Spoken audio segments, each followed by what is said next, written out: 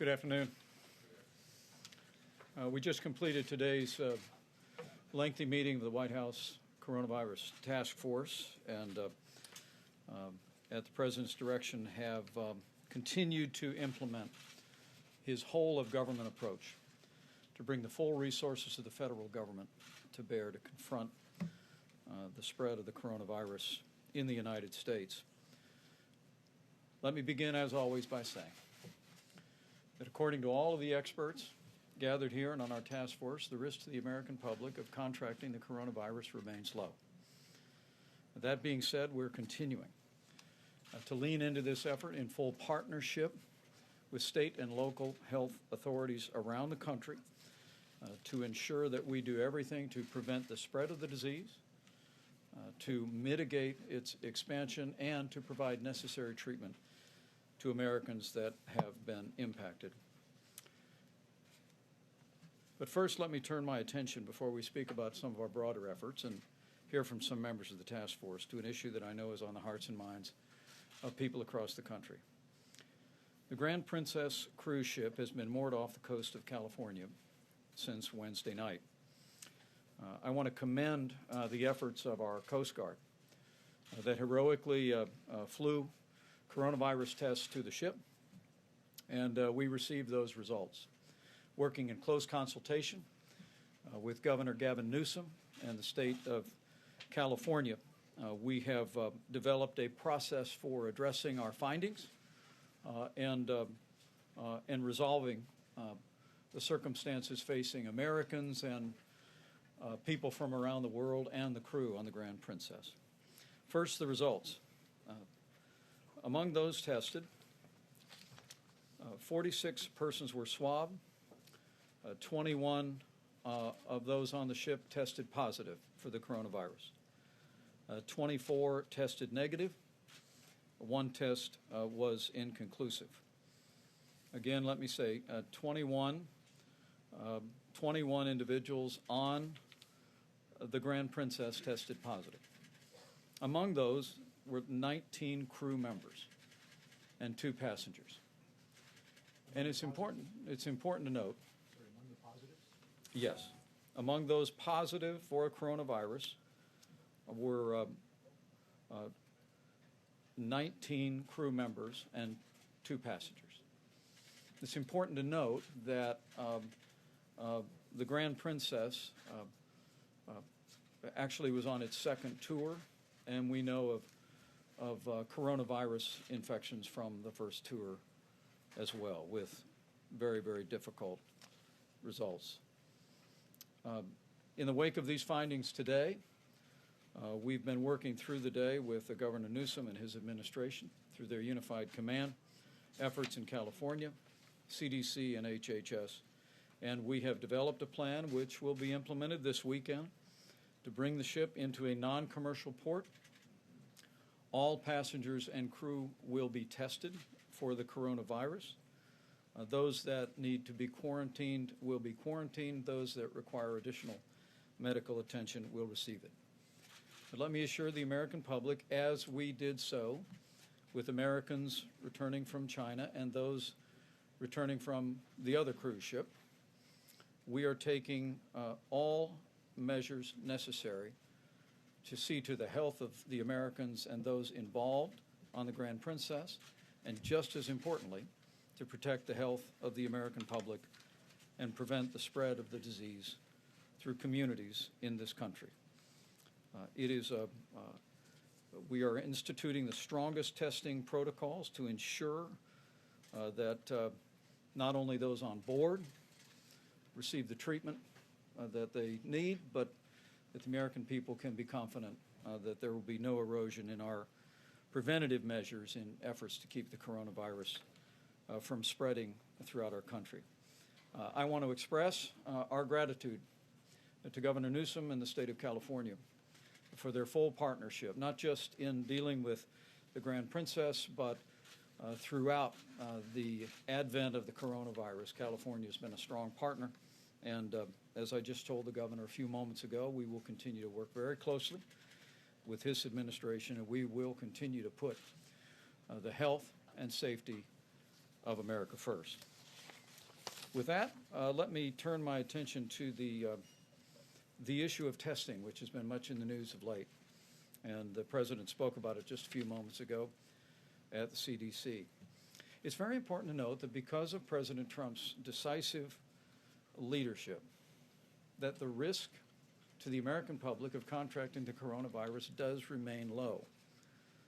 But nevertheless, in Washington State, where I visited yesterday with members of our team, and in California, we have seen, as Dr. Fauci often describes, a community transmission. Still less than 200 cases across the country, and the good news is most Americans who've contracted this disease are being treated and recovering and on the road to recovery. Sadly, we all know of the loss of life, and we grieve that along with their families. But the American people deserve to know that we are ready, and that because of the President's leadership and because of extraordinary efforts by CDC and Health and Human Services and our partners in state labs around the country, we have the testing necessary to be able to provide tests to all the states that have requested it. As I said yesterday, we've been able to provide tests to all the state jurisdictions and labs that have requested it, and I'm pleased to report that all state labs have the test. And now, because of the change that President Trump implemented at the FDA a week ago, now state labs can actually conduct coronavirus tests themselves. Beyond that, between March 2nd and 5th, we distributed more than 900,000 tests across the country, including 200,000 that could allow 75,000 individual patients to be tested. As the Secretary of HHS just described, by tomorrow another 200,000 tests will be shipped, and by the weekend another 1 million tests will be shipped around the country, with the expectation that at the end of next week 4 million tests will be shipped. We've been able to respond to the request of states that have been impacted by the coronavirus. But as I said yesterday, to meet future demand, this week the President brought together the leading commercial labs in America and asked them to, in effect, partner with the United States in developing tests for the American people. And I'm proud to say that just in the last 24 hours, LabCorp, Quest, two of America's leading commercial laboratories, have announced that tests will be available by Monday of this week. The reason that's important, the reason that meets future demand, is because the enormous capacity of these commercial laboratories and others in the country are precisely how we will make coronavirus tests available for your local doctor, available to your pharmacy, and broadly available to the American public. Tomorrow, Dr. Steve Hahn of the FDA will come to this room and brief in specific our efforts with regard to testing, to assure the American public that every effort is being made to provide testing resources, not just for state laboratories, not just for universities, not just for hospitals in affected areas, but with the announcement of these major commercial labs, we trust in a matter of weeks the coronavirus test will be broadly available to the public and available to any American that is symptomatic and has a concern about the possibility of having contracted the coronavirus. We've made great progress, but there is much work to be done. Over the course of this weekend, I'll be traveling to Florida to meet with cruise line executives. We'll be discussing with them in particular what additional measures our cruise lines could take to ensure the health and safety of the American public. And I look forward to those conversations tomorrow. I want to introduce Dr. Fauci for a comment, and then I'll also introduce the Admiral and Bob Kaldick about our plans with regard to the cruise ship. But let me make one last comment, if I may, before we hear from other members of the task force. I've said it twice, let me say it again. The general risk to the American public remains low. But if you are an individual with a serious underlying health condition and are elderly, it's important to take precautions and use common sense, particularly as it relates to travel. we want to recognize from the experience now of 2 cruise ships, the cruise ships represent a unique challenge for health officials, and so we would ask elderly Americans to use common sense and caution in planning any cruise ship vacation in the future. But they can be assured we're going to be working closely with some great American companies in the cruise line industry to enhance and strengthen the screening procedures that take place as passengers board and as they disembark. With that, let me yield for a few moments to Dr. Fauci, and then we'll hear from other members of the task force about the Grand Princess as well as testing. Dr. Fauci? Thank you very much, Mr. Vice President. I just want to take the opportunity very briefly. Last time I was here at the podium, we were talking about what the Vice President said about the risk of getting infected and how we need to distinguish that from if you are infected, like the unfortunate situation that we've seen in Seattle and what we're seeing on cruise ships, is that in that group of people who get infected, the ones who are clearly the most vulnerable to getting the complications of serious disease and even death are people with underlying conditions, particularly among the elderly with underlying conditions. And those are heart disease, lung disease, kidney disease, diabetes, etc. So what I'd like to do today is sort of like publicly answer a question that I get asked all the time now, is that if you are a person with an underlying condition, the conditions that I just mentioned, particularly if you're an elderly person with that, as the Vice President said, beyond even cruise ships, to just use the common sense of trying to protect yourself because you're the most vulnerable. That is often referred to as social distancing. And what we mean by that is if you're a person who is in that category, think twice, even before you get on a plane for a long trip, or you want to travel, or you want to go to a place that's crowded where there may be people who are, in fact, have an infection of any sort. That doesn't necessarily have to be even coronavirus. It could be influenza or anything like that. So I want to publicly answer the question that I keep getting asked in a private situation. If you're in that category, or if you're the family of individuals in that category, take care to try and take care of the most vulnerable among them. And there are simple things that you can do, practical common sense about not putting yourself in a situation, whatever that might be, that might increase the risk given your situation. Thank you. Thank you, Dr. Fauci. Well said. With that, I'd like to introduce Vice Admiral Abel, who, again, the Coast Guard did heroic work transporting tests to the Grand Princess, and is going to play a key role as we implement the process of resolving the impasse on the ship. Thank you, Mr. Vice President. First of all, we'd like to send our appreciation out to the members of the 129th Air Rescue Recovery Wing, the California Air National Guard, that played a key role last night in getting the test kits out to the ship, retrieving those test kits. It's great to have shipmates like that stand by our side when the nation needs it. Coast Guard looks forward to operationalizing the best risk mitigation plan that's developed on medical science from the state, local, and federal level. And we'll use our captain and the port authorities to direct the ship to execute that plan. Thank you. And Bob Cadlick is the Assistant Secretary who's been coordinating the preparedness and the response to the Grand Princess. Thank you very much, Mr. Vice President, and good evening, everyone.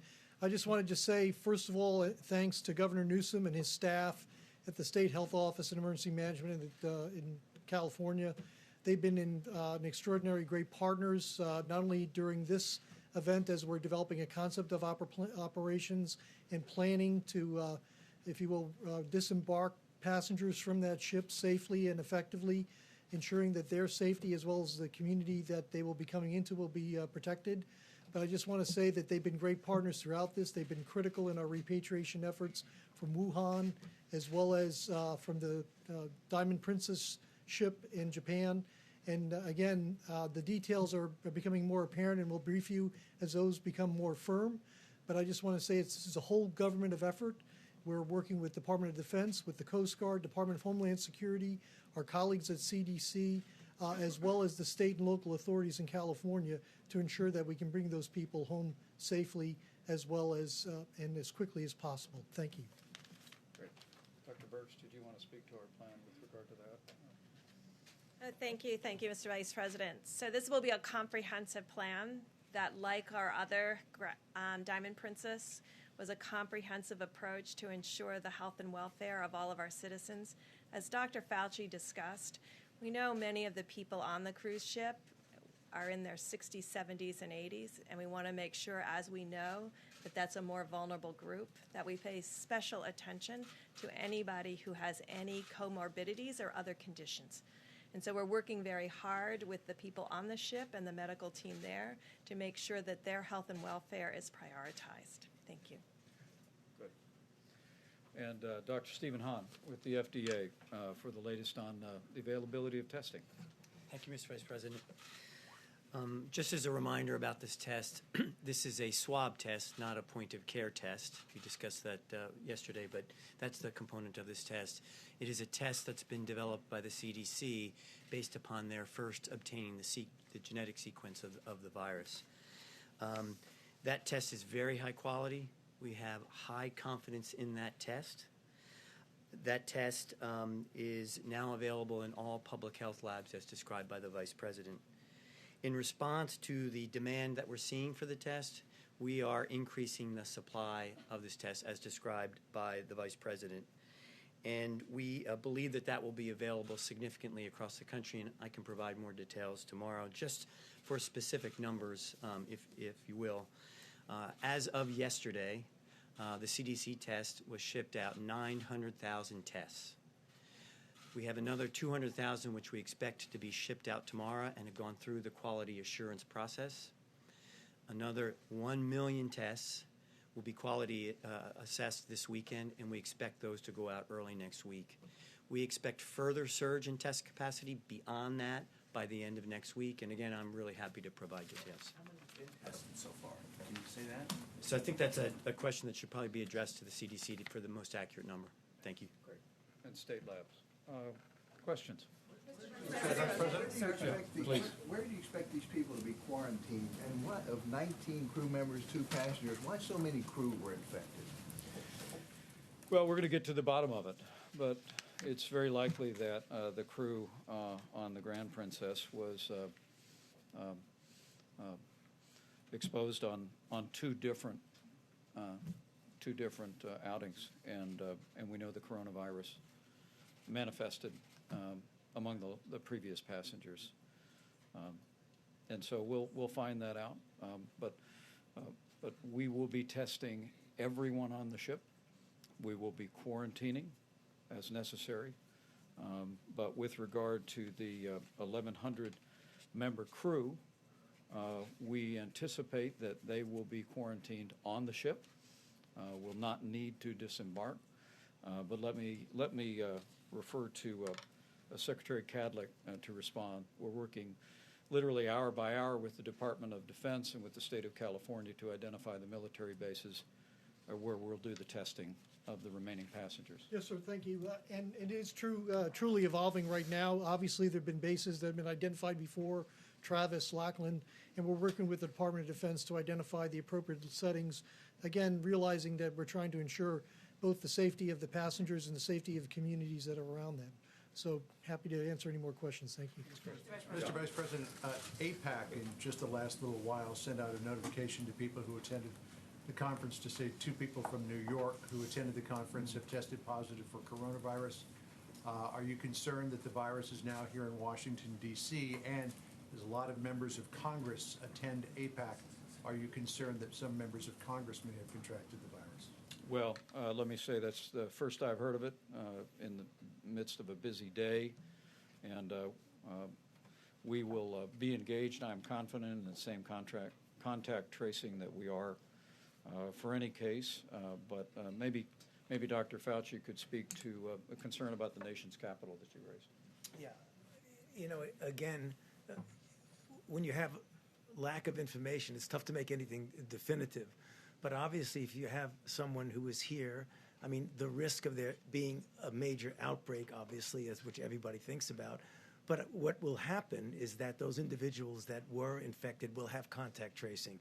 And that's the public health weapon, if you want to call it that, we have, namely to get those people isolated and to do the contact tracing.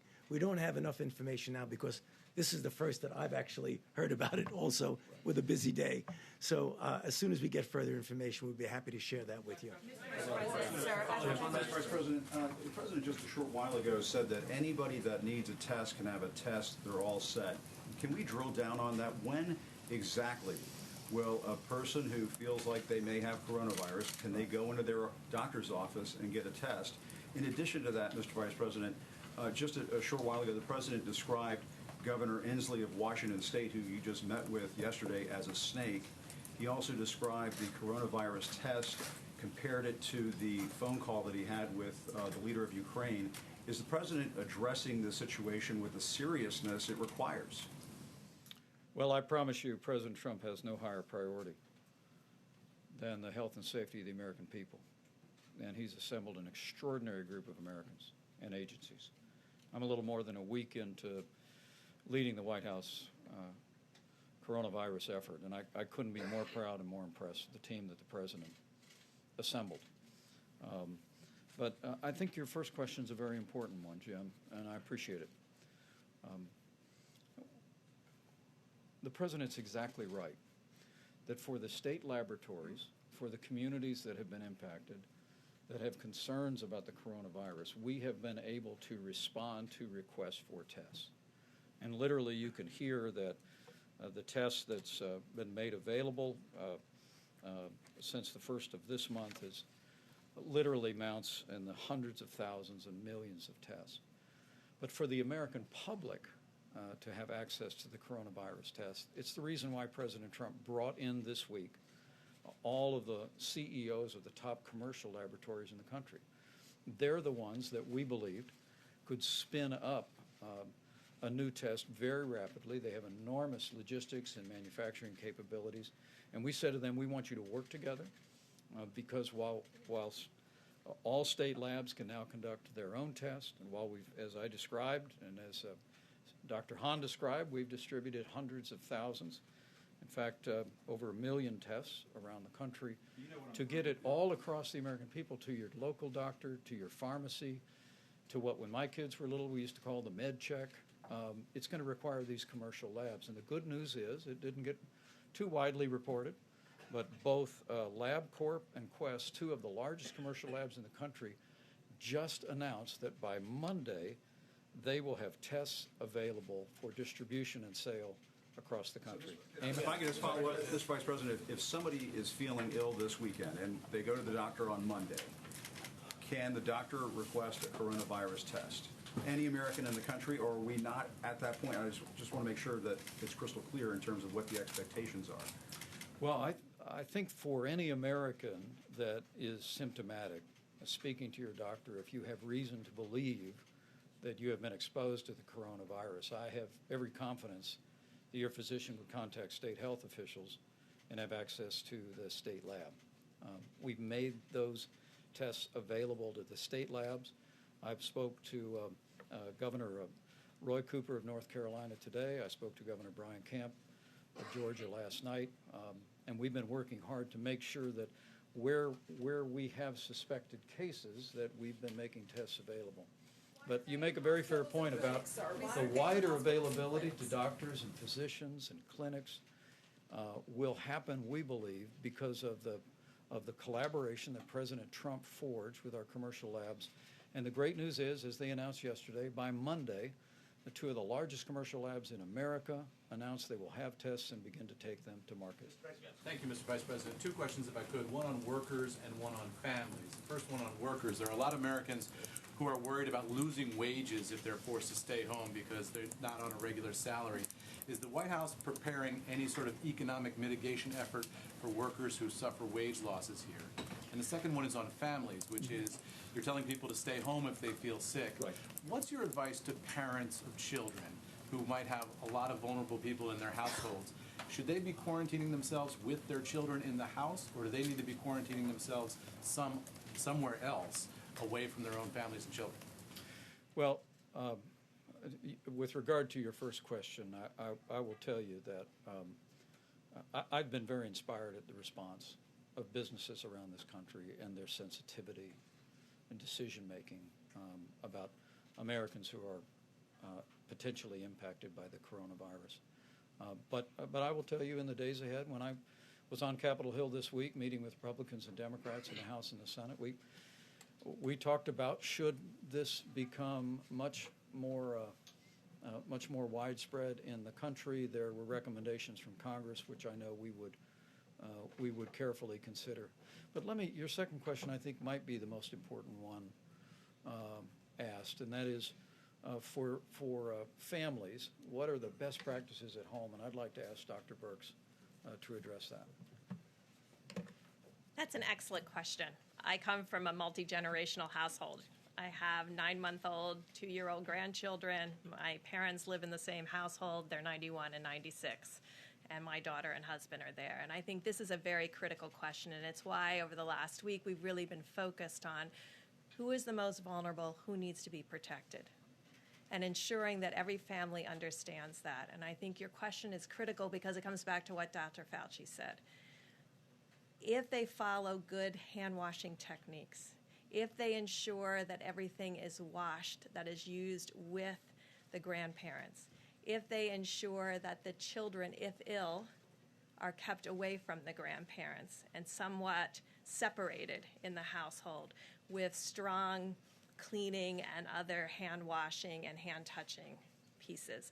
This is what social distancing can occur in the household. And that's really the focus that we have, that every household has the capacity in order to ensure this health and welfare of their elderly and others with medical conditions. And I want to make sure we've also emphasized that, because anyone that has an immunodeficiency independent of age is someone else that we have to be very careful with and ensuring that we're protecting them. Should they be sending those family members who are not infected to stay somewhere else? So if you've got a couple of kids, one who's infected and the other ones are not, should you send the ones who are still healthy somewhere else, or do you need to quarantine everybody in the family in the same house at the same time? Because that sounds a little scary. I'm looking at Dr. Fauci, and I think that's a great question, and we're gonna talk about that. And I don't want to give. I don't think there really is a decisive answer about that. It depends upon the feasibility of, do you have some place to put the child? I think that if you're in a situation where you really cannot do it, then you just sort of say, well, I'm going to keep them both together, realizing that with children, and this gets back to what I just said a little while ago, the risk of there being a problem of infection with the children is really very low. If you look at all of the reports from every place, from China, from Italy, from Korea, it's the same. Mr. Vice President, to follow up on an earlier question, if today any American who wants a test cannot currently get a test, when is that target date? When do we expect any American who wants a test to same day be able to get it? Let me ask Dr. Hahn to respond to that. But when we met with the major commercial labs, in addition to, I want to emphasize that again, because of the changes that the FDA made, now all state labs can perform a coronavirus test. And I spoke to one governor about that today, and we clarified that with them. We've distributed these kits with hundreds of thousands, over 1 million tests, more to come. But to get the test widely distributed across the country, I couldn't be more grateful that our commercial labs have already announced, 2 of the leading commercial labs in America, that they'll create a product.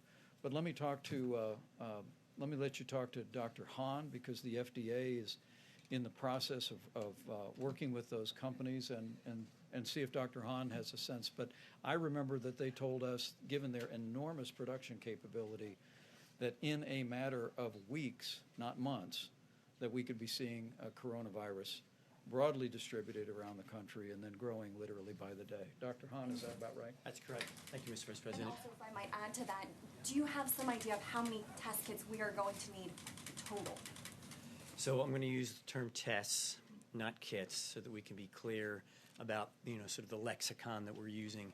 So as I mentioned, as of tomorrow, we expect 1.1 million tests to have been shipped to laboratories, and those would have gone to mostly non-public health laboratories. In answer to your question, because I'm thinking like a doctor here, if I were with a patient who came in, I wanted a test. What I would recommend to that provider is to contact, as the Vice President said, their local public health group, because they're going to be able to know about availability in that state. But as the Vice President says, with these large commercial labs having the ability to now scale up those tests, and this is a critical part of this, in addition to the millions of tests that we'll be sending out this upcoming week, as well as what we've already done, we expect that to surge substantially. And how many do we need? Are we talking we need a test available potentially for every American? What is our target? So we'll talk a little bit about this tomorrow. It's a complicated answer to the question, and I don't want to mislead the American public, but one test doesn't necessarily equal one patient. And so that equation, I think, is worth discussing in more detail. Can we just follow up? Last question, Mr. Vice President. Mr. Vice President, on international... Well, let me maybe follow on that with two things. Number one, the President's directed a whole-of-government approach. We're leaning into this effort, and we're going to work with our commercial partners. We're going to work with the CDC. And we're going to meet that need for the American public. And I'm confident of that, particularly as I see the way, frankly, see the way state governments, state health departments, public laboratories, and our commercial laboratories have stepped up. Let me also say, as I said yesterday when we were in Washington State, one of the things the CDC has done is, in the midst of these numbers that could get a little blurry at the time, we'll make sure you have all of them in detail, and Dr. Hahn will detail it tomorrow. We have prioritized areas of the country where we have community transmission, and the recommendation of our experts is we've been focusing tests in California and in Washington State. I've had those conversations with both of those governors, and we'll continue to do that even as we work to build a wider availability.